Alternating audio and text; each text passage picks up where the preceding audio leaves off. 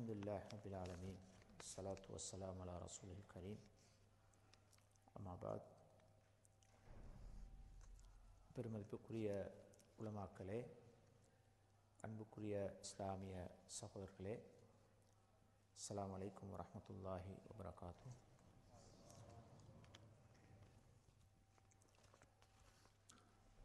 மிக குறுகிய கால ஒரு ஏற்பாட்டிலே மிக அவசரமாக நாங்கள் உங்களை சந்தித்து இந்த நாட்டிலே நடைபெற்று கொண்டிருக்கின்ற இந்த அரசியல் நிலைப்பாடுகள் பற்றி உங்களோடு கலந்துரையாடிட்டு செல்வதற்காக நாங்கள் வந்திருக்கின்றோம். உண்மையில் இந்த வாய்ப்பை ஏற்படுத்தி தந்த ஏற்பாட்டாளர்களுக்கு நல்லாட்சிக்கான தேசிய முன்னணி சார்பாக எங்களது நன்றிகளை தெரிவித்து கொண்டு, உங்களுக்கு தெரியும், பொதுவாக இலங்கையிலே அரசியல் என்பது இன்று மிகவும் ஒரு சிக்கல் நிறைந்த ஒரு அரசியல் நெருக்கடியை தோற்றுவித்திருக்கின்ற, அரசியலிலே மக்கள் நம்பிக்கை இழந்து சென்றிருக்கின்ற ஒரு சூழ்நிலையிலே தான் நாங்கள் வாழ்ந்து கொண்டிருக்கின்றோம். எனவே இந்த அரசியலிலே ஒரு மாற்றத்தை கொண்டு வரக்கூடிய, நம்பிக்கை ஊட்டுகின்ற ஏதாவது செயற்பாடுகள், முயற்சிகள் இருக்கின்றதா என்று இன்று இலங்கை மக்கள் அனைவரும், சிங்கள மக்கள், தமிழ் மக்கள், முஸ்லீம் மக்கள் அனைவரும் எதிர்பார்த்திருக்கின்ற ஒரு சூழ்நிலையிலே தான் இன்று எங்களுடைய நாடு இருக்கின்றது. எனவேதான் இன்று மைத்திரி அலை என்ற ஒரு அலை மிக வேகமாக நாட்டிலே வீசிக்கொண்டிருக்கின்றது. கடந்த 22ஆம் திகதி அரசாங்கத்திலே இருந்து ஸ்ரீலங்கா சுதந்திர கட்சியின் பொதுச் செயலாளராக இருந்து மைத்திரிபால அவர்கள் எதிரணிக்கு வந்தவுடன் இலங்கை அரசியலின் போக்கிலே ஒரு பெரும் மாற்றமும் ஒரு வகையான நம்பிக்கையும் மக்களுக்கு வந்திருக்கின்றது. அந்த மாற்றத்தை, அந்த நம்பிக்கை மக்கள் மிகவும் உணர்ச்சி பூர்வமாக வெளிப்படுத்துவதை நாங்கள் பார்க்கின்றோம். குறிப்பாக முஸ்லிம் சமூகம் இந்த அரசியல் மாற்றத்தை ஒரு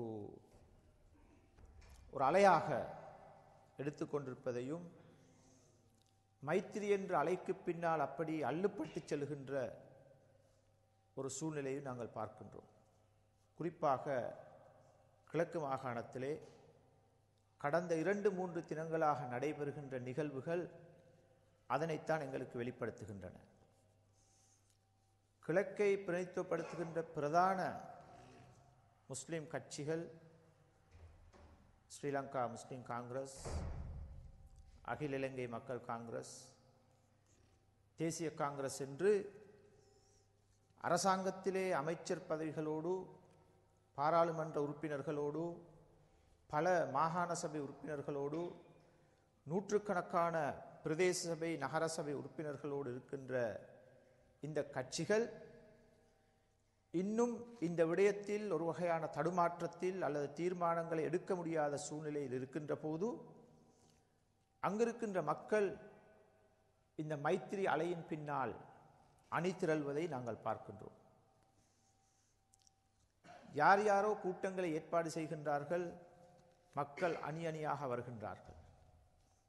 எனவே கட்சிகளின் தலைமைகள் என்ன தீர்மானம் எடுத்தாலும் நாங்கள் ஒரு தீர்மானத்துக்கு வந்துவிட்டோம் என்பதை நேற்றைய முன்தினம் ஓட்டமாவடியிலே நடைபெற்ற நிகழ்ச்சியும், நேற்று சம்மாந்துறை, அட்டாளச்சேனை பிரதேசங்களிலே நடைபெற்ற நிகழ்ச்சியும் எங்களுக்கு தெளிவாக எடுத்து காட்டுகின்றது. எனவே அங்கிருந்து வருகின்ற செய்திகளும் உங்களுக்கு அப்படித்தான் இருக்கும். இப்பொழுது கடந்த 2.5 வருடங்களாக இந்த அரசாங்கத்தின் கெடுபிடிகள், தீவிரவாத அமைப்புகள் மேற்கொண்ட பல்வேறு முஸ்லீம்களுக்கு எதிரான, முஸ்லீம்களின் கலாச்சாரத்துக்கு எதிரான, முஸ்லீம்களின் மத நம்பிக்கைகளுக்கு எதிரான, முஸ்லீம்களின் நடைமுறைகளுக்கு எதிரான இந்த தீவிர பிரச்சாரத்தால் மிகவும் பாதிக்கப்பட்டு இந்த அரசாங்கத்தின் மீது ஒரு பெரும் வெறுப்போடு இருக்கின்ற முஸ்லிம் சமூகம் தங்களுக்கு நம்பிக்கை ஊட்டுகின்ற ஒரு மாற்று அரசியல் கிடைத்து விட்டது என்ற நம்பிக்கையிலே இந்த மைத்திரி அலையின் பின்னால் சென்று கொண்டிருக்கின்ற இந்த போக்கை நாங்கள் பார்க்கின்றோம். இலங்கை அரசியலில், குறிப்பாக முஸ்லிம் அரசியலில் இந்த உணர்ச்சி பூர்வமான செயல்பாடுகளும் மிக தீர்க்கமாக முடிவெடுக்க வேண்டிய இடங்களிலே உணர்ச்சி பூர்வமாக தீர்மானங்கள் எடுப்பதும் முஸ்லிம் அரசியலில் ஒரு கலாச்சாரமாக இருக்கின்றது. இதனால் இந்த அரசியலினால் அடையப்பட வேண்டிய அடைவுகளை, அரசியலினால் சமூகம் பெற்றுக்கொள்ள வேண்டிய இலக்குகளை இந்த சமூகம் தொடர்ந்து இழந்து வருகின்றது. ஏனென்றால் முறையான இலக்குகளோடு, தெளிவான நோக்கங்களோடு, திட்டமிடப்பட்ட வேலை திட்டங்களோடு அரசியலை அறிவுபூர்வமாக அணுகுகின்ற ஒரு அணுகுமுறை பொதுவாக நாட்டிலே இல்லை, குறிப்பாக முஸ்லிம் சமூகத்தில் அறவே இல்லை என்பதுதான் நாங்கள் பார்க்கின்ற இந்த பொதுவான பார்வை. இந்த சூழ்நிலை இப்போது ஏற்பட்டது மாத்திரமல்ல, கடந்த 20-25 வருடங்களாக நாங்கள் இந்த நிலையை பார்க்கின்றோம். ஆனால் இந்த நிலையை புரிந்து கொள்வதற்கு சமூகத்துக்கு ஒரு மிக நீண்ட காலம் எடுத்திருக்கின்றது. ஏனென்றால் தேர்தல் காலங்களிலும் காலத்துக்கு காலம் எங்கள் மீது சொல்லப்படுகின்ற வெற்று கோஷங்களின் பின்னாலும் உணர்ச்சி பூர்வமாக சென்ற ஒரு சமூகம் என்பதால் அவற்றை அந்தந்த நேரத்தில் அடையாளப்படுத்திக் கொள்ள முடியாத ஒரு சூழ்நிலை முஸ்லிம் சமூகத்துக்கு இருந்திருக்கின்றது. இதனால் அரசியலில் ஏற்பட்ட ஒட்டுமொத்த தோல்வியின் விளைவுகளைத்தான் இன்று முஸ்லிம் சமூகம் இலங்கையிலே எதிர்நோக்கி கொண்டிருக்கின்றது. அது எங்களுடைய கல்வி பிரச்சனையாக இருக்கலாம், அது எங்களுடைய தொழில் வாய்ப்பு சார்ந்த பிரச்சனையாக இருக்கலாம், அது எங்களுடைய அடிப்படை உரிமைகள் சார்ந்த பிரச்சனையாக இருக்கலாம், அல்லது வேலை வாய்ப்போடு சம்பந்தப்பட்ட பிரச்சனைகளாக இருக்கலாம், அல்லது இயற்கை வளங்களை, காணிகளை, கடல் வளங்களை, ஏனைய வளங்களை பகிர்ந்து கொள்வதிலே இருக்கின்ற பிரச்சனையாக இருக்கலாம். முஸ்லிம் சமூகத்திடத்திலே மிக தெளிவான சிந்தனைகளோடு, தெளிவான இலக்குகளோடு, திட்டமிட்ட செயல்பாடுகளோடு இந்த அரசியல் முன்னெடுக்கப்படாதன் காரணமாக தகுதியற்றவர்கள் எல்லாம் இந்த சமூகத்தை வழிநடாத்தக்கூடிய, இந்த சமூகத்தின் தலைவர்களாக வரக்கூடிய ஒரு சூழ்நிலை இந்த நாட்டில் ஏற்பட்டிருக்கின்றது. இந்த பின்னணியிலே தான் 2006களில் நல்லாட்சிக்கான மக்கள் இயக்கம் என்ற பெயரிலே காத்தாங்குடி நகர சபையை மையப்படுத்தி முற்போக்கான சில இஸ்லாமிய சிந்தனையோடு வார்க்கப்பட்ட சகோதரர்கள் வெறும் நிறங்களை, கட்சிகளை, முகங்களை மாற்றுவதால் எமக்கு நிரந்தரமான தீர்வை பெற முடியாது. மாற்றமாக இஸ்லாம் சொல்லித் தந்திருக்கின்ற இஸ்லாத்தின் விழுமியங்களின் மீது, இஸ்லாத்தின் அடிப்படையான அரசியல் கோட்பாடுகளின் மீது, இஸ்லாமிய வரலாற்றிலே நாங்கள் காணுகின்ற முன்மாதிரியான அரசியல் நடவடிக்கைகள் மீது, இலங்கை சூழலுக்கு பொருத்தமான ஒரு அரசியல் கட்டமைப்பை, அரசியல் மாதிரியை, அரசியல் மாடலை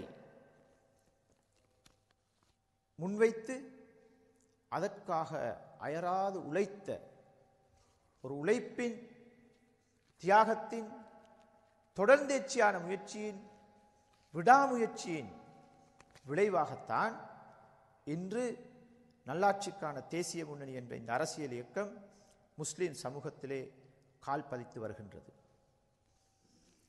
2013ஆம் ஆண்டு ஜூலை மாதம் நல்லாட்சிக்கான தேசிய முன்னணியின் மிக முக்கியமான ஒரு 2013 ஜூலை 13ஆம் திகதி மிக முக்கியமான ஒரு தினம். எப்படி 2006களில் நல்லாட்சிக்கான மக்கள் இயக்கம் காத்தாங்குடியை மையப்படுத்தி இந்த விழுமி அரசியலுக்கு வித்திட்டு தன்னை வளர்த்து கொண்டு வந்ததோ, இதே மாதிரியான சிந்தனையில் இஸ்லாமிய இயக்கத்தினால் வளர்க்கப்பட்ட, இஸ்லாம் இயக்கத்தினால் வழிகாட்டப்பட்ட சகோதரர்கள் சிலர் ஒன்று சேர்ந்து நீதிக்கும் சமாதானத்துக்கும் என்ற முன்னணியை அரசியல் களத்திலே அவர்கள் அறிமுகப்படுத்தி செயல்படுத்தி கொண்டு வந்த பின்னணியிலே 2010ஆம் ஆண்டு கிண்ணியா நகர சபையிலே ஒரு ஆசனத்தை பெற்றுக்கொள்கின்றது. அதே போன்று பல்வேறு அரசியல் செயல்பாடுகளில், முற்போக்கான அரசியல் கருத்தாடல்களில் செயல்பட்டு வந்த ஆய்வுக்கும் கலந்துரையாடலுக்குமான மையம் centre for research and dialogue CDR என்ற அமைப்பு, இந்த 3 அமைப்பும் 2013 ஜூலை 13ஆம் திகதி கொழும்பிலே சந்தித்து ஒரு 2 நாள் செயலமர்வை நடத்தி முஸ்லிம் சமூகத்தின் அரசியல் நிலை குறித்தும் பொதுவாக நாட்டின் அரசியல் நிலை குறித்தும் இந்த 3 அமைப்புகளுடைய அரசியல் சிந்தனைகள், செயற்பாடுகள், நோக்கங்கள், இலக்குகள் குறித்தும் விரிவாக கலந்துரையாடியதன் பின்னால் நாங்கள் ஒரு தீர்மானத்துக்கு வந்தோம். ஒரே போக்குடைய, ஒரே சிந்தனையுடைய, ஒரே இலக்குகளோடு செயல்படுகின்ற இந்த சிறிய சிறிய குழுக்களாக இருக்கின்ற அரசியல் சக்திகள் ஒன்றிணைய வேண்டும் என்றுதான் நாங்கள் நல்லாட்சிக்கான தேசிய முன்னணியை அன்று கொழும்பிலே ஸ்தாபித்தோம்.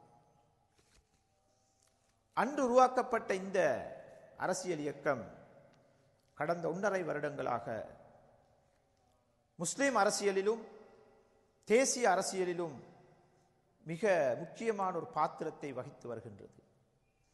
அது என்னவென்றால், நாங்கள் எங்களுடைய இயக்கத்தின் பெயரை நல்லாட்சிக்கான தேசிய முன்னணி என்று வைத்திருக்கின்றோம்.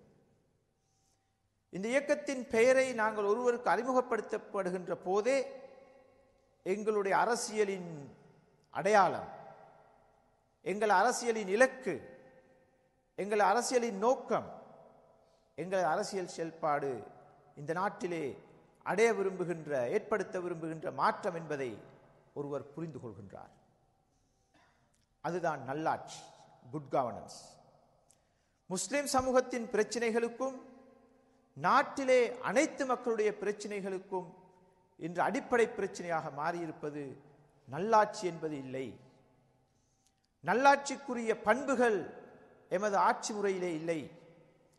நல்லாட்சியிடத்திலே எதிர்பார்க்கப்படுகின்ற அந்த ஸ்டாண்டர்ட், அந்த தரம், அந்த எதிர்பார்க்கப்படுகின்ற விடயங்கள் எங்களுடைய அரசியல் நடவடிக்கைகளில், கட்சி அரசியல் நடவடிக்கைகளில், தேர்தல் முறைகளில், அரச நிர்வாகத்தில், அமைச்சுக்களில் அந்த நல்லாட்சிக்குரிய பண்புகள் எல்லாம் இல்லாமல் செய்யப்பட்டு ஊழலும், மோசடியும், வீண் விரயமும், துஷ்பிரயோகமும், அதிகார துஷ்பிரயோகமும், சுயநலமும் இன்று இந்த அரச இயந்திரத்தை இயக்கிக் கொண்டிருக்கின்றது. இதனுடைய விளைவினால் நாடும் நாட்டு மக்களும் பாரிய பிரச்சனைகளுக்கு முகம் கொடுத்துக் கொண்டிருக்கின்றார்கள். எனவே எங்களுடைய அடிப்படை இலக்காக ஒரு நல்லாட்சியை ஏற்படுத்துவதன் ஊடாக ஒரு சிறந்த மாற்றத்தை குறிப்பாக முஸ்லிம் அரசியலிலும் பொதுவாக நாட்டிலும் ஏற்படுத்த முடியும் என்ற நம்பிக்கையோடு தான் இந்த இயக்கம் செயல்பட்டு வருகின்றது. காத்தாங்குடியோடும் கிண்ணியாவோடும் வரையறுக்கப்பட்டிருந்த எங்களுடைய உள்ளூராட்சி அரசியல் 2013ஆம் ஆண்டு வடமாகாணத்திலே நடைபெற்ற வடமாகாண சபை தேர்தலோடு அது ஒரு பிராந்திய ரீதியான முன்னெடுப்பை மேற்கொள்கின்றது. அங்கே நாங்கள் தமிழ் தேசிய கூட்டமைப்புடன் ஒரு புரிந்துணர்வு ஒப்பந்தத்தை வெளிப்படையாக செய்து, அந்த புரிந்துணர்வு ஒப்பந்தத்தின் அடிப்படையிலே மாத்திரம் 2 கட்சிகளுக்கும் அமைப்புகளுக்கும் இடையிலான உறவை நாங்கள் மிக ஆரோக்கியமாக கடந்த 1 வருடங்களுக்கு மேலாக பேணி வருவது மாத்திரமன்றி அந்த ஒப்பந்தத்திலே செய்யப்பட்ட பல விடயங்களை படிப்படியாக வடமாகாண முஸ்லிம்கள் சார்ந்த நலன்களில் அக்கறையோடு செயல்படுத்தக்கூடிய, அந்த மக்களுக்கு அதன் நலன்களை கொண்டு வரக்கூடிய நல்லாட்சி விழுமியங்களின் அடிப்படையிலான முன்மாதிரிகளை வடமாகாண சபையிலே முன்னெடுப்பதற்கான ஒரு அருமையான வாய்ப்பை நாங்கள் பார்த்து வருகின்றோம். அதே போன்று 2014 செப்டம்பர் மாதம் ஊவாவிலே நடைபெற்ற மாகாண சபை தேர்தலிலே இன்னும் ஒரு நகர்வை நோக்கி நல்லாட்சிக்கான தேசிய முன்னணி சென்றது. ஊவா மாகாண மக்களின் சமூக சூழ்நிலை, அங்கு இருக்கின்ற அரசியல் நிலைப்பாடுகள், அங்கு பெரும்பான்மை மக்களுக்கும் முஸ்லிம்களுக்கும் இடையிலான இன ரீதியான முறுகல்கள் அல்லது அத்தகைய முறுகல் நிலையை ஏற்படுத்தக்கூடிய தீவிர அமைப்புகளின் செயற்பாடுகள், இவற்றினால் அந்த மக்களுக்கு ஒரு அரசியல் வழிகாட்டல் தேவைப்பட்டது. எனவே ஊவா மாகாண மக்களின் சமூக சூழ்நிலையை கருத்திலே கொண்டு நாங்கள் அங்கு அந்த மக்களுக்கு பொருத்தமான, அந்த சமூகத்தின் புத்திஜீவிகள், உலமாக்கள், அரசியல் கட்சிகளின் பிரதிநிதிகள், அரசியல் ஆர்வலர்கள், செயற்பாட்டாளர்கள் ஏற்றுக்கொள்ளக்கூடிய ஒரு மாதிரியை முன்வைத்து ஐக்கிய தேசிய கட்சியுடன் நாங்கள் ஒரு ஒப்பந்தத்தை செய்து அந்த ஊவா மாகாண சபையிலே மற்றும் ஒரு தேசிய அரசியலில் நோக்கிய நகர்வை நல்லாட்சிக்கான தேசிய முன்னணி செய்தது. இந்த 2 அனுபவங்களின் பின்னணியிலே தான் நாங்கள் இப்பொழுது எதிர்நோக்கி இருக்கின்ற இந்த ஜனாதிபதி தேர்தலை அணுகுகின்றோம். இந்த ஜனாதிபதி தேர்தல் சகோதரர்களே, இலங்கை அரசியல் வரலாற்றில் மிக முக்கியமான ஒரு தேர்தல். இந்த தேர்தல் ஒரு தீர்க்கமான முடிவை இந்த நாட்டிலே எடுக்கப் போகின்றது. ஒரு முக்கியமான அரசியலமைப்பு மாற்றத்தை இந்த தேர்தல் கொண்டு வரப்போகின்றது. முஸ்லிம் சமூகத்துக்கும் இந்த நாட்டின் ஏனைய அனைத்து சமூகத்தினருக்கும் அரசியல் ரீதியாக பல்வேறு பிரச்சனைகளுக்கு ஒட்டுமொத்தமான ஒரு தீர்வை காண்பதற்குரிய ஒரு முன்னேற்பாடாக இந்த தேர்தல் எங்களுக்கு முன்னால் வந்து நிற்கின்றது. எனவே இந்த தேர்தலை நல்லாட்சிக்கான தேசிய முன்னணி மிகவும் அவதானத்தோடு தன்னுடைய கவனத்தை கடந்த 3 மாதங்களுக்கு மேல் செலுத்தி வந்திருக்கின்றது. இந்த ஜனாதிபதி தேர்தல் குறித்து இப்பொழுதுதான் முஸ்லிம் சமூகத்திலும் நாட்டிலும் பரவலாக பேசப்படுகின்ற, மைத்திரி அலையை பற்றி பேசப்படுகின்ற, எல்லோரும் அதிலே கரிசனை காட்டுகின்ற ஒரு சூழ்நிலை ஏற்பட்டிருக்கின்றது. இந்த மைத்திரி வருவதற்கு முன்னால் இந்த ஜனாதிபதி தேர்தலிலே மக்களுக்கு ஒரு பெரும் நம்பிக்கை இனம் இருந்தது. இருக்கின்ற ஜனாதிபதி மஹிந்த ராஜபக்ஷ அவர்களை சேலஞ்ச் பண்ணக்கூடிய ஒரு வேட்பாளரை நாங்கள் காண முடியவில்லை. ரணில் வருவாரா, கரு ஜெயசூரிய வருவாரா, சந்திரிகா வருவாரா, ஒரு கட்டத்திலே அர்ஜுன வருவாரா என்றெல்லாம் கதைக்கப்பட்டது. அந்த கதைகளின் போது மக்களுக்கு நம்பிக்கை வரவில்லை. இவரை அசைக்க முடியாது, எப்படியும் இவர் வென்று விடுவார், இதில் அலட்டிக் கொள்வதில் அர்த்தம் இல்லை, மாற்றத்தை கொண்டு வர முடியாது என்ற அவநம்பிக்கையோடு தான் மக்களும் புத்திஜீவிகளும் அரசியல் இயக்கங்களும் கட்சிகளும் இருந்தன. ஆனால் அந்த சூழ்நிலையில் கடந்த 3 மாதங்களுக்கு முன்னரே நல்லாட்சிக்கான தேசிய முன்னணி இந்த தேர்தல் குறித்த பார்வையை ஆழமாக செலுத்தியது. எங்களுடைய கட்டமைப்பிலே உங்களுக்கு தெரியும், அரசியல் கட்சி என்று வருகின்ற போது அங்கே ஒரு தலைவர் இருப்பார். அந்த தலைவரை மையப்படுத்தித்தான் அனைத்து செயல்பாடுகளும் மேற்கொள்ளப்படுகின்றன. அந்த சூழ்நிலை இப்பொழுது ஐக்கிய தேசிய கட்சியிலும் இருக்கின்றது, முஸ்லிம் காங்கிரஸிலும் இருக்கின்றது, ஏனைய கட்சிகளிலும் இருக்கின்றது, ஜேவிபி போன்ற ஒரு சில கட்சிகளை தவிர. நல்லாட்சிக்கான தேசிய முன்னணி அப்படி ஒரு தனி மனிதனை மையப்படுத்தி, ஒரு தனி மனித ஆளுமையை மையப்படுத்திய ஒரு தலைமைத்துவத்தை கொண்ட கட்சி அல்ல. நாங்கள் அது கொள்கையிலே அதனை இல்லாமல் இருக்கின்றோம். எங்களுடைய தலைமைத்துவம் என்பது ஒரு கூட்டு தலைமைத்துவம். இஸ்லாமிய பரிபாஷையிலே அது ஒரு ஷூரா. அதனை நாங்கள் எல்சி என்று சொல்கின்றோம், லீடர்ஷிப் கவுன்சில். உண்மையிலே அந்த சொல்லை நாங்கள் ஐக்கிய தேசிய கட்சியிலிருந்து தான் எடுத்தது. அவர்கள் தான் அந்த சொல்லை அறிமுகப்படுத்தினார்கள். எனவே அந்த இஸ்லாமிய பரிபாஷையிலே ஷூரா என்று சொல்கின்ற அந்த கட்டமைப்பை லீடர்ஷிப் கவுன்சில் என்று பொதுவாக எல்லோரும் விளங்கக்கூடிய அந்த பாஷையிலே நாங்கள் அதனை சொல்கின்றோம். இந்த லீடர்ஷிப் கவுன்சிலில் இருக்கின்ற 15 பேர் இப்போதைக்கு இருக்கின்றார்கள். அவர்கள்தான் இந்த தீர்மானங்களை எடுப்பது. அந்த வகையிலே நாங்கள் இந்த லீடர்ஷிப் கவுன்சிலே இது பற்றி விரிவாக கலந்துரையாடி, பல மட்டங்களிலே கலந்துரையாடி, இந்த தேர்தல் குறித்த கரிசனையும் பார்வையும் அதன் முக்கியத்துவத்தையும், இந்த தேர்தல் எதனை நோக்கி நகர வேண்டும் என்பதை பற்றியும் நாங்கள் ஆழமாக விரிவாக கதைத்து பேசி சில நிலைப்பாடுகளுக்கு வந்தோம். அது மாத்திரமல்ல சகோதரர்களே, இது ஒரு தேசிய விவகாரம் என்பதனால் நாங்கள் மாத்திரம் அந்த விடயத்தை பேசி தீர்க்கின்ற ஒரு விடயம் அல்ல. இது ஒரு உள்ளூராட்சி மன்ற தேர்தலோ அல்லது முஸ்லீம்களை மாத்திரம் மையப்படுத்திய ஒரு தேர்தலோ அல்லது ஒரு மாகாண சபை தேர்தலோ அல்ல. இது ஒரு தேசிய பிரச்சனையோடு சம்பந்தப்பட்ட, இந்த நாட்டிலே இன்று ஏற்பட்டிருக்கின்ற இந்த அரசியலமைப்பு நெருக்கடி, இந்த கான்ஸ்டிடியூஷனல் கிரைசிஸ் என்று சொல்வார்கள், அந்த நெருக்கடி மிக்க சூழ்நிலையில் இந்த நாட்டை மீண்டும் ஜனநாயகத்தை நோக்கி கொண்டு வருகின்ற, ஒரு ஜனநாயக கட்டமைப்பை நோக்கி இந்த நாட்டை மீண்டும் கொண்டு வருகின்ற ஒரு பொறுப்பான தேர்தல். எனவே அந்த தேர்தலிலே நாங்கள் மாத்திரம் கருத்துக்களை பரிமாறி முடிவெடுப்பது அவ்வளவு பொருத்தமானதல்ல. அதற்குரிய தகமையும் எங்களுக்கு இல்லை என்ற அடிப்படையிலே நாங்கள் தேசிய சக்திகளோடு இந்த விடயத்தை கதைத்தோம். ஐக்கிய தேசிய கட்சியோடு நாங்கள் பலமுறை அவருடைய தலைவர்களோடு இது பற்றி கலந்துரையாடி இருக்கின்றோம், பேசியிருக்கின்றோம். இந்த தேர்தல் குறித்த பார்வைகளை பகிர்ந்திருக்கின்றோம்.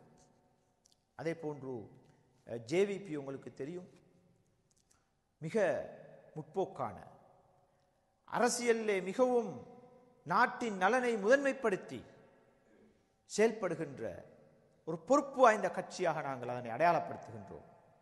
அந்த கட்சியோடு நாங்கள் நீண்ட நேரம் பேசி, குறிப்பாக தற்போதைய தலைவர் அனுர குமார திசாநாயக் அவர்களோடும் முன்னாள் தலைவர் சோமவன்ஸ் அவர்களோடும் 2 மணித்தியாலத்துக்கு மேல் விலாவாரியாக இந்த தேர்தல் குறித்த கருத்துக்களை பரிமாறி அவர்களுடைய பார்வைகளையும் நாங்கள் உள்வாங்கிக் கொண்டோம். அதே போன்று எல்எஸ்எஸ்பி ஒரு இடதுசாரி சிந்தனை கொண்ட ஒரு கட்சி, அதில் ஒரு சிரேஷ்ட உறுப்பினராக இந்த கான்ஸ்டிடியூஷனல் அஃபேர்ஸ், இந்த அரசியலமைப்பு தொடர்பான விவகாரங்களில் புலமை மிக்க ஒரு ஜனாதிபதி சட்டத்தரணியாக இருக்கின்ற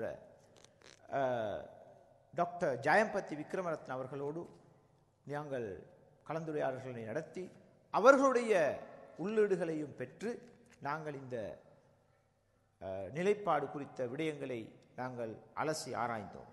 அதே போன்று தமிழ் தேசிய கூட்டமைப்புடைய சட்டத்தரணியாக இருக்கின்ற பாராளுமன்ற உறுப்பினர் சுமந்திரன் அவர்களோடும் நாங்கள் பேசி அவருடைய நிலைப்பாடுகளையும் இங்கே உள்வாங்கியவர்களாகத்தான் இந்த ஜனாதிபதி தேர்தல் குறித்த நகர்வை நல்லாட்சிக்கான தேசிய முன்னணி கடந்த 3 மாதங்களாக செய்து வந்தது.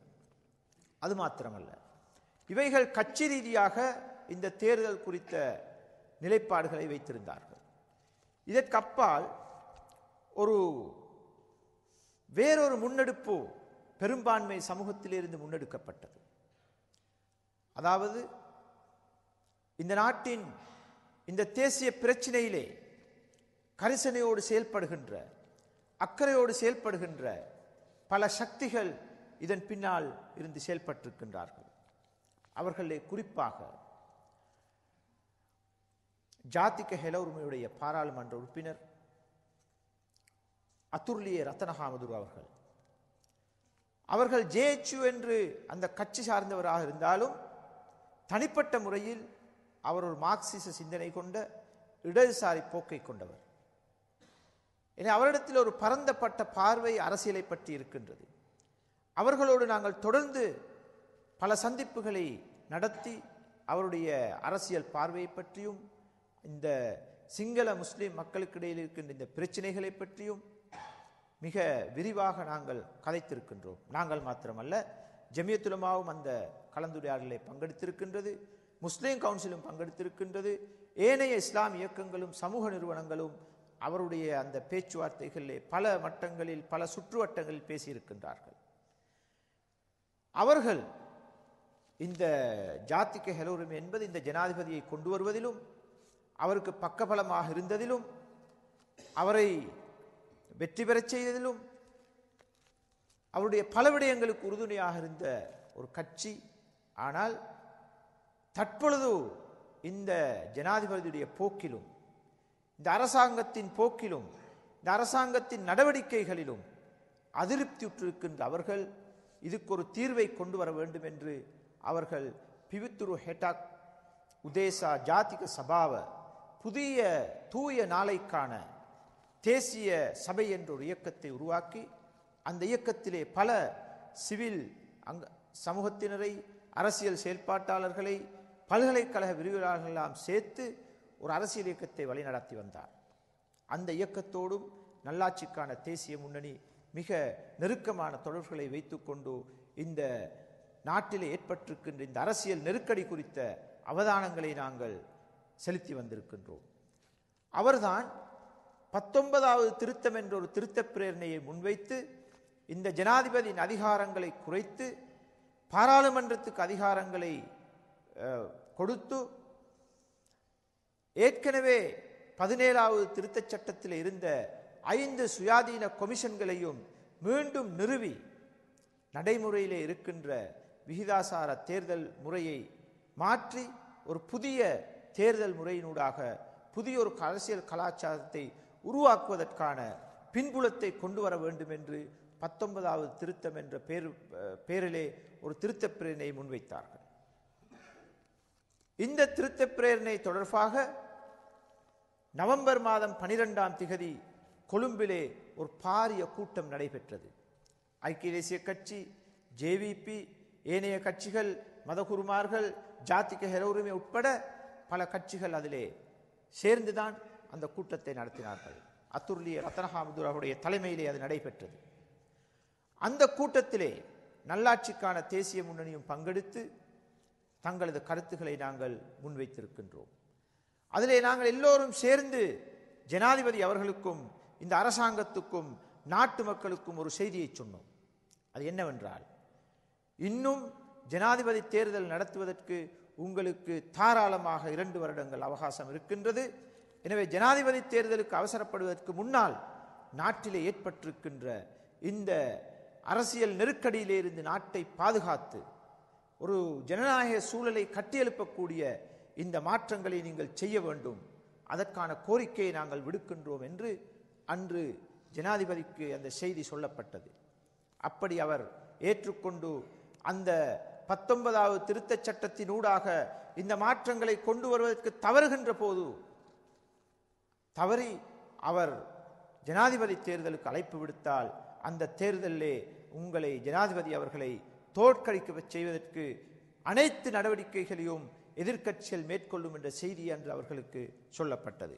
அந்த கூட்டத்திலே நாங்களும் கலந்து கொண்டு ஒரே ஒரு முஸ்லிம் இயக்கம் இந்த தேசிய பிரச்சனையில், இந்த தேசிய விவகாரத்தில் முஸ்லிம் சமூகத்தை பிரதித்துவப்படுத்திய ஒரே ஒரு அரசியல் இயக்கமாக நல்லாட்சிக்கான தேசிய முன்னணி மாத்திரம்தான் அன்று அந்த மேடையிலே குரல் கொடுத்தது. அன்புக்குரிய சகோதரர்களே, அது மாத்திரமல்ல, உங்களுக்கு தெரியும், இன்னும் ஒரு சிவில் சமூக செயல்பாடு இதே இலட்சியத்தோடு இதே இலக்குகளோடு செயல்பட்டு வந்தது.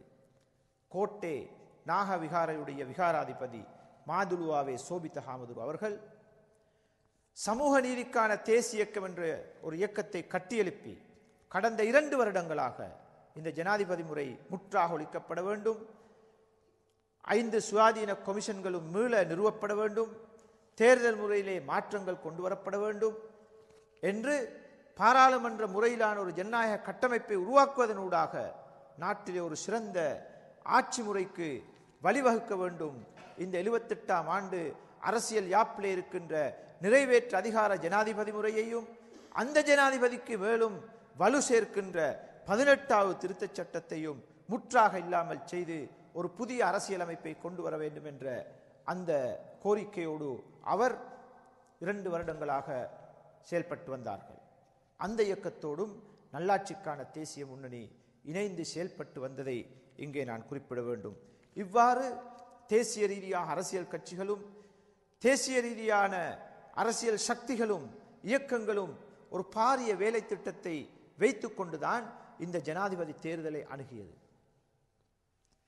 இந்த புரோசஸில் முழு நாடும் ஒரு புதிய மாற்றத்தை நோக்கி நகருகின்ற இந்த பாரிய வேலை திட்டத்தில், இந்த தேசிய வேலை திட்டத்தில் முஸ்லிம் சமூகத்தை பிரித்துப்படுத்துகின்ற பிரதான அரசியல் கட்சிகள் எதுவும் இன்று வரை பங்கெடுக்கவில்லை என்பது இங்கே கவனிக்க வேண்டிய விடயம்.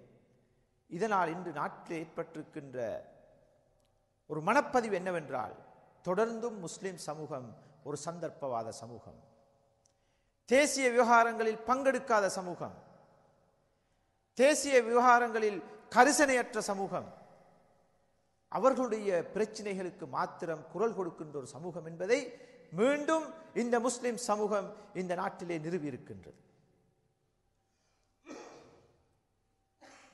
அதற்குரிய பொறுப்பை இந்த சமூகத்தை பிரதிநிதித்துவப்படுத்துகின்ற தேசிய அரசியல் கட்சிகள் எடுத்தே ஆக வேண்டும்.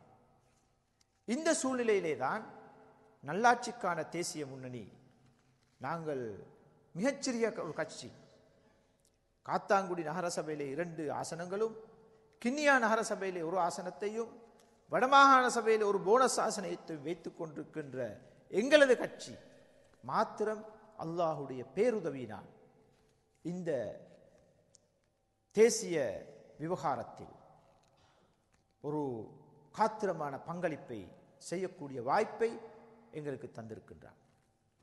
அதனால் ஓரளவுக்கு ஒரு முஸ்லிம் குரல் அங்கே இருக்கின்றது என்ற செய்தியை முழு நாட்டுக்கும் இல்லாவிட்டாலும் அதோடு சம்பந்தப்பட்டவர்களுக்காவது தெரியக்கூடிய ஒரு வாய்ப்பு ஏற்பட்டிருக்கின்றது.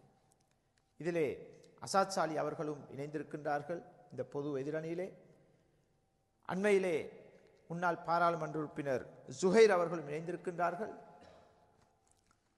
இவர்களை தவிர முக்கியமான பிரதான கட்சிகள் எதுவும் இன்னும் பங்கேற்கவில்லை என்றாலும் நாங்கள் எங்களுடைய சக்திக்கேற்ற வகையில் எங்களது பங்களிப்பை முஸ்லிம் சமூகம் சார்பாக இந்த விடயத்திலே செய்து வந்திருக்கின்றோம்.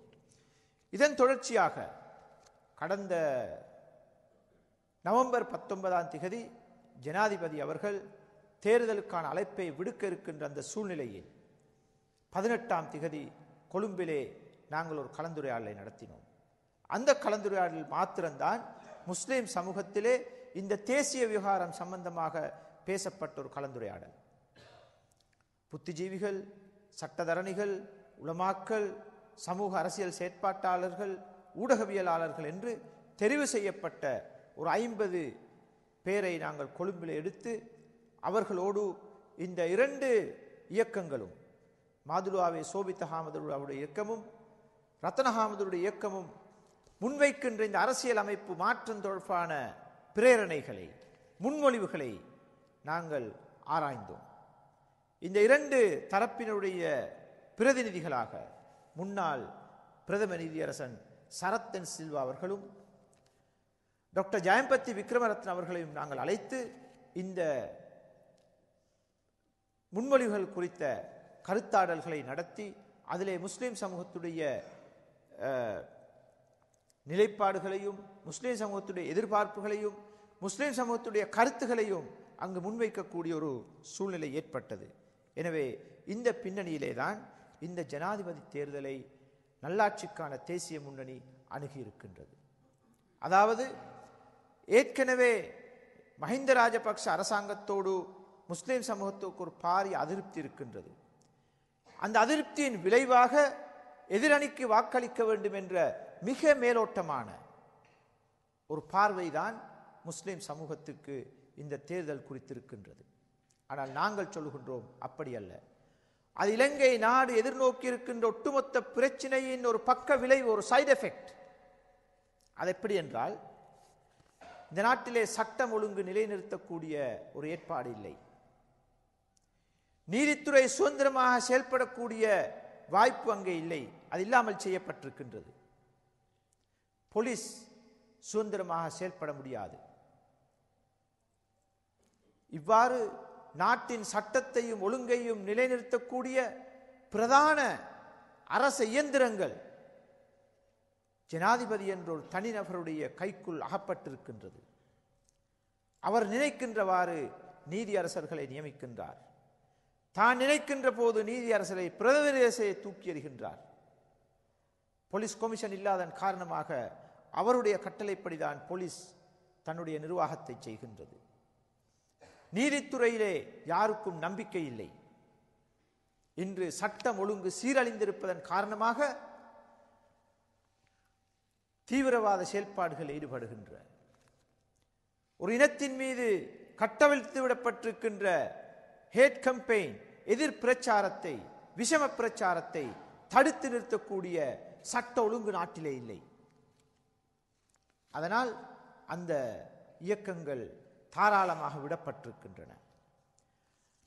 சரியாக சட்டமும் ஒழுங்கும் நிலைநிறுத்தப்படக்கூடிய, நீதி நிலைநிறுத்தப்படக்கூடிய, சட்டம் ஒரு குற்றவாளியின் மீது பிரயோகிக்கப்படக்கூடிய சூழ்நிலை இருந்தால் இந்த சிறுபான்மை மக்களுக்கு எதிராக கட்டவிழ்த்து விடப்பட்டிருக்கின்ற இந்த பிரச்சாரங்களின் ஊடாக பலர் கைது செய்யப்பட்டிருக்க வேண்டும். ஆனால் அதனை செய்யக்கூடிய அரசியல் சூழ்நிலை நாட்டிலே இல்லை. எனவேதான் இன்று இந்த அரசாங்கத்திலே இருந்தவர்களும் அரசாங்கத்துக்கு வெளியிலே இருந்தவர்களும் பெரும்பான்மை சமூகத்திலே, சிங்கள சமூகத்திலே இருக்கின்ற சட்டத்தரணிகள், பல்கலைக்கழக விரிவுரையாளர்கள், கலைஞர்கள், ஊடகவியலாளர்கள், மதகுருமார்கள், சமூக சிவில் அமைப்புகள், அரசியல் கட்சிகள், தொழிற்சங்கங்கள் என்று இந்த நாட்டின் அனைத்து மக்களும் ஒரு பொது வேலை திட்டத்திற்கு உட்பட்டிருக்கின்றார்கள். அரசியல் அமைப்பு முறையிலே மாற்றத்தை கொண்டு வந்து ஒரு ஆட்சி மாற்றத்தின் ஊடாக இந்த நாட்டிலே நல்லாட்சியை நிறுவுவதற்கான ஒரு பயணத்தை இந்த மக்கள் முன்னெடுத்திருக்கின்றார்கள். அந்த தேசிய அலையிலே தான், மைத்திரி அலையில் அல்ல, அந்த தேசிய அலையிலே தான் நல்லாட்சிக்கான தேசிய முன்னணி இந்த ஜனாதிபதி தேர்தலிலே பங்கேற்றிருக்கின்றது. இதிலே துரதிர்ஷ்டவசமாக முஸ்லிம் சமூகத்தின் வகிபாகம், முஸ்லிம் சமூகத்தின் பங்கேற்றல் என்பது ஒப்பீட்டளவில் மிக குறைவாக இருக்கின்றது. அரசியல் கட்சிகளும் அந்த பங்களிப்பை செய்யவில்லை. சமூக நிறுவனங்களும் அந்த பங்களிப்பை சரியாக செய்யவில்லை. இஸ்லாமிய இயக்கங்களும் அந்த பணியை நேரடியாக சரியாக செய்யவில்லை. அதனால் இந்த தேசிய நீரோட்டத்தில் இருந்து முஸ்லிம் சமூகம் தனிமைப்படுத்தப்பட்டிருக்கின்ற அல்லது தனித்து விடப்பட்டிருக்கின்ற அல்லது முஸ்லிம் சமூகம் ஒதுங்கி இருக்கின்ற ஒரு சூழ்நிலையைத்தான் நாங்கள் மிகவும் கவலையோடு இந்த நாட்டிலே அவதானிக்கக்கூடியதாக இருக்கின்றது. எனவே சகோதரர்களே, இந்த நிலை முஸ்லிம் சமூகத்திலே மாற்றப்பட வேண்டும். முஸ்லிம் சமூகம் தனக்காக மாத்திரம் குரல் கொடுக்கின்ற, தன்னுடைய பிரச்சனைகள் வரும்போது மாத்திரம் உரிமை குரல் எழுப்புகின்ற இந்த சூழ்நிலை அரசியலிலே மாற்றப்பட வேண்டும். தேசிய நீரோட்டத்தில் தேசிய பங்களிப்பு செய்கின்ற, இதய சுத்தியோடு உண்மையான பங்களிப்பு செய்கின்ற, பிரஜைக்குரிய அனைத்து உரிமைகளையும் கடமைகளையும் நிறைவேற்றுகின்றவர்களாக இந்த முஸ்லிம் சமூகத்தை அரசியல் ரீதியாக வழிநடாத்த வேண்டிய ஒரு பாரிய பொறுப்பும் கடமையும் இன்று நல்லாட்சிக்கான தேசிய முன்னணிக்கு வந்திருக்கின்றது. அந்த கடமையைத்தான் நாங்கள் மிக குறைந்த வளங்களோடு நாட்டிலே செய்து கொண்டிருக்கின்றோம். எனவே இந்த இயக்கத்தை வலுப்படுத்தி, இந்த இயக்கத்தை பலப்படுத்தி, இந்த இயக்கத்துக்கு அணி சேர்த்து, இந்த இயக்கத்தை முஸ்லிம் சமூகத்தின் உயர்ந்த குரலாக நாட்டிலே மிளிரச் செய்வதன் ஊடாக முஸ்லிம் சமூகம் இழந்திருக்கின்ற அந்த ஸ்தானத்தையும் அந்த கௌரவத்தையும் அந்த கண்ணியத்தையும் இந்த நாட்டில் நாங்களும் ஒரு பிரிக்க முடியாத அங்கம் என்பதை நிரூபிக்கக்கூடிய ஒரு தீவிரமான அரசியல் செயல்பாட்டிலே முஸ்லிம் சமூகம் ஈடுபட வேண்டியிருக்கின்றது.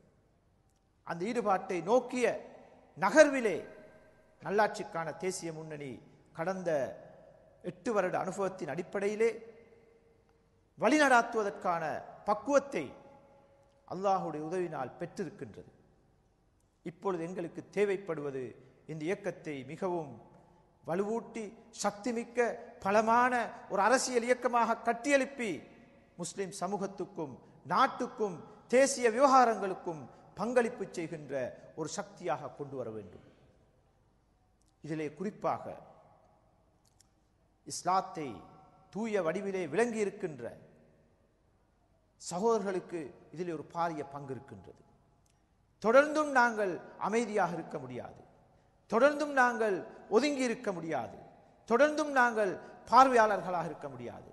இதிலே ஆக்டிவ் பார்ட்டிசிபேஷன், ஒரு காத்திரமான பங்களிப்பு செய்யக்கூடிய அங்கத்தவர்களாக, முன்னணி வீரர்களாக வரவேண்டிய ஒரு காலத்தின் தேவையாக அது மாறி இருக்கின்றது.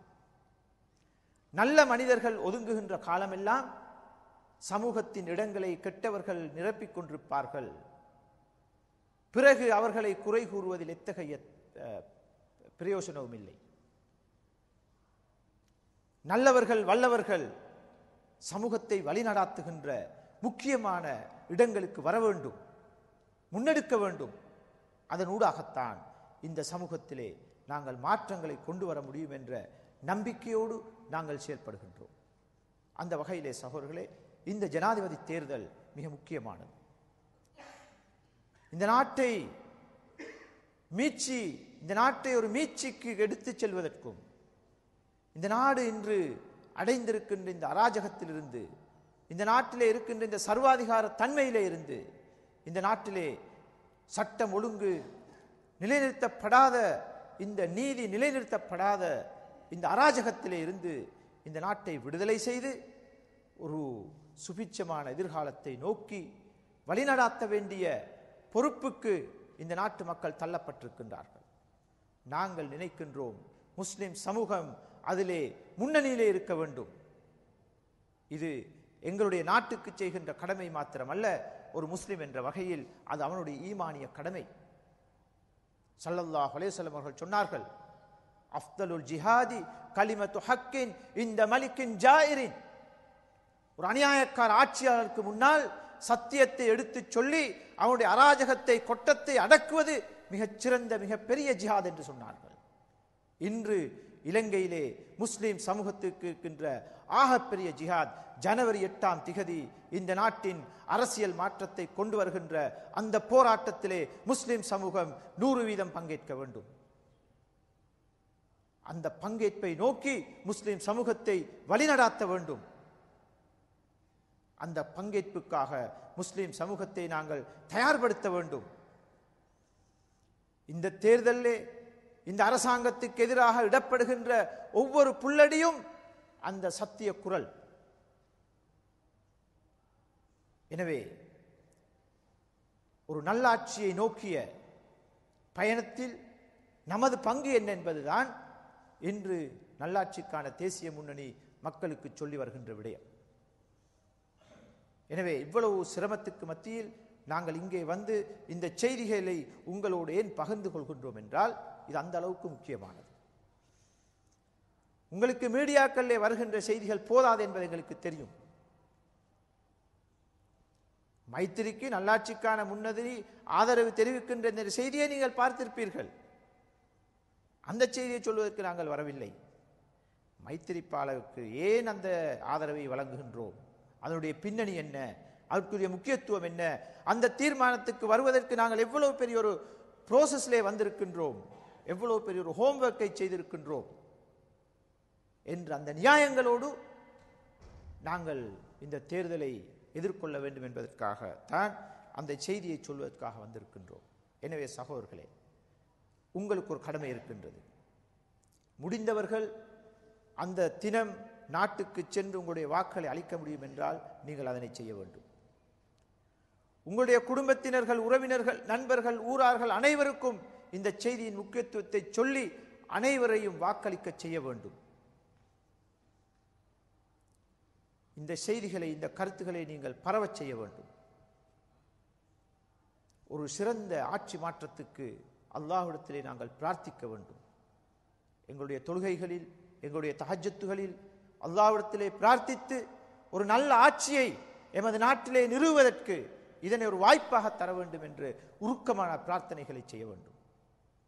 அதே நேரத்தில் இந்த கருத்தின் அடிப்படையிலே நல்லாட்சிக்கான தேசிய முன்னணி நாடு முழுக்க இந்த பிரச்சாரத்தை செய்ய வேண்டிய பொறுப்பை நாங்கள் எடுத்திருக்கின்றோம்.